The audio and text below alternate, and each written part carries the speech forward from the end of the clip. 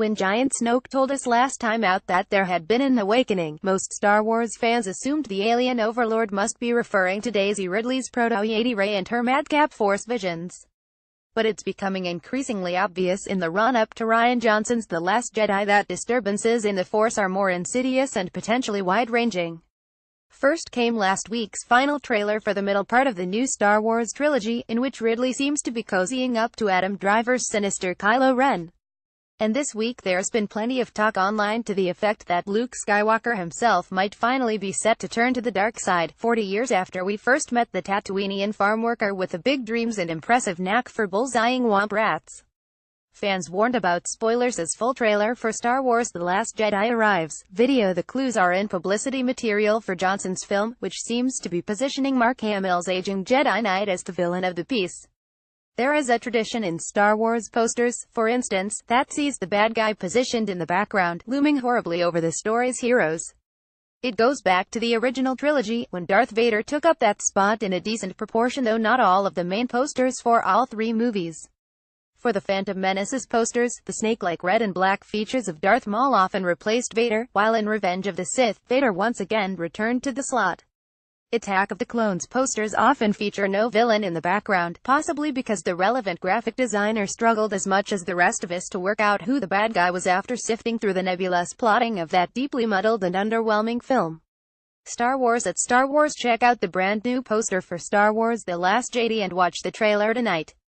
pic.twitter.com/4UGBICO October 10, 2017. In the new poster for The Last Jedi, it is a giant, looming Luke positioned to the rear, taking his dear old dead cyborg dad's place. Moreover, the new display for the film's IMAX release sees two split posters based on the traditional division in the Force between dark and light. Skywalker not only appears on the light side, with Rey, Finn, Chewie and Leia, he is also on the dark side with Captain Phasma and Ren. Hell, what as Yoda might have said. IMAX at IMAX light side are the dark. Feel the Force with our exclusive at Star Wars The Last Jedi display in select IMAX theaters. pic.twitter.cox2imliam October 10, 2017. The idea that Luke might finally be set to shift, definitively, to the dark side, is unsettling for those of us who have a special place in our celluloid hearts for the original trilogy. But, in terms of creating dramatic weight for the new triptych of movies, it makes a certain sense.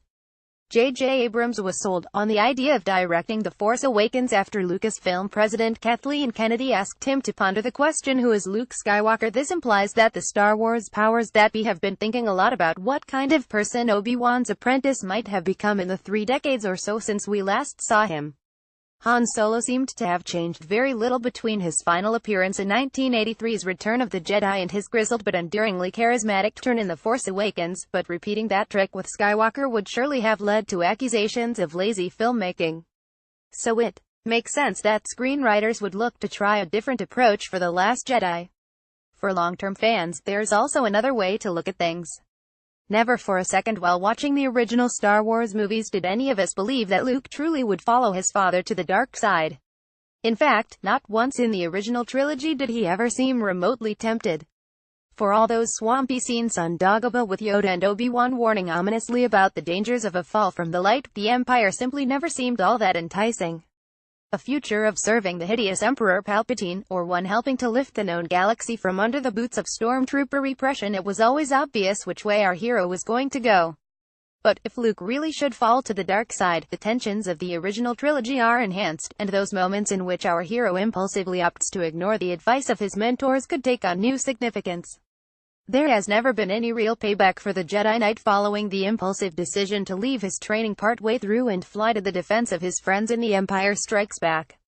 But if Skywalker finally succumbs to the dark side, that oversight might be both retrospectively explained and given lasting significance. There is another alternative here, of course. Luke might just be set to form a new order, free of the trappings of either side of the Force, like the so-called Grey Jedi of the expanded universe and Star Wars Rebels Ahsoka Tano. Personally, I like the idea of Luke as villain of the piece a little more. If you're going to turn a much-loved character on his or her head, and ruin plenty of 40-something childhoods in the process, at least have the guts to go the whole way.